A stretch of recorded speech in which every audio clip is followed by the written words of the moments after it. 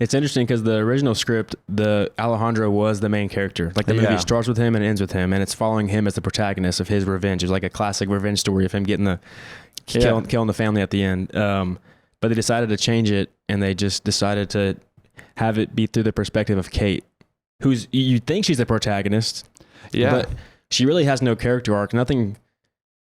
Her beliefs kind of change at the end of the movie, but she doesn't.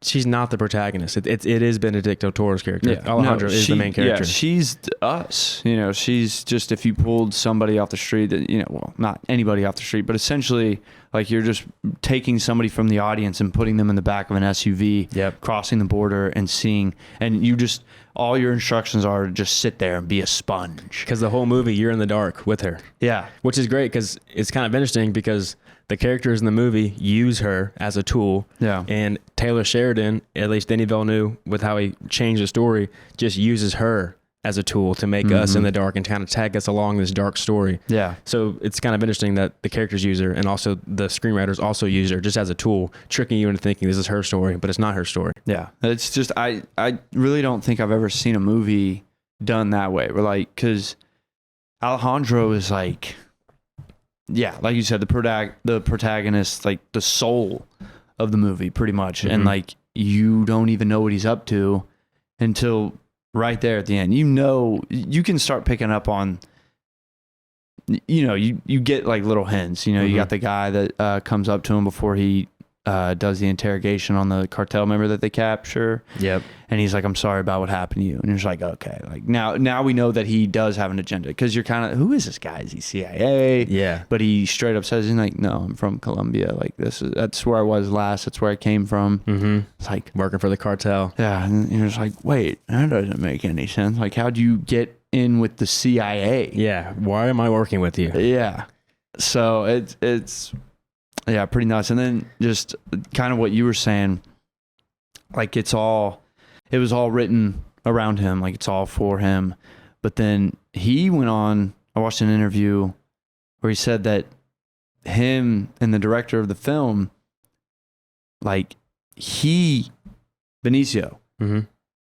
workshopped it to where like 90% of his dialogue is cut. Yeah, which is such a weird thing for an actor to do. Like no actor does that. They want to talk on screen. They want to get as much as they can. They want to get all their words in. But they kind of just had the decision, and especially with the script, the way it was, like they didn't have to do all that. Yeah, he's literally the main character in the script. He had so much more. Like there's so much more. Yeah, like it said that, or well, in the script, the original script, I guess like the opening scene is showing Alejandro like torturing a guy like on a beach or something. Yeah, he's drowning somebody. Is that what it was? Yeah, on the beach. Yeah, but in the movie you don't see him till like I don't know, like 30 minutes in. Yeah, 15, 20 minutes in.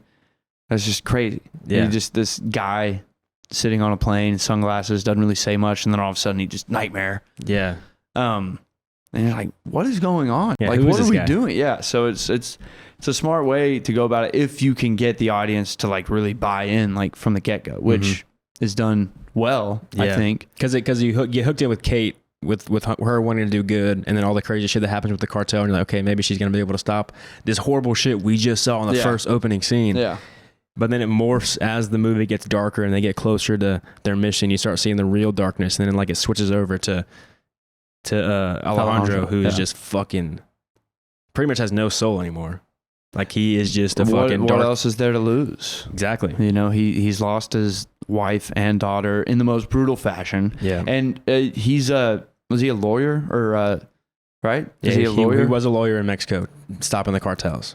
That's what he was originally doing. So it's maybe kind of showing, like it's just a reflection of Emily Blunt character, or Kate, her character. Like she's a good, you know, she's a good little police officer, playing it by the, you know, the rule book, just like he probably did at one point, and then it just all backfired.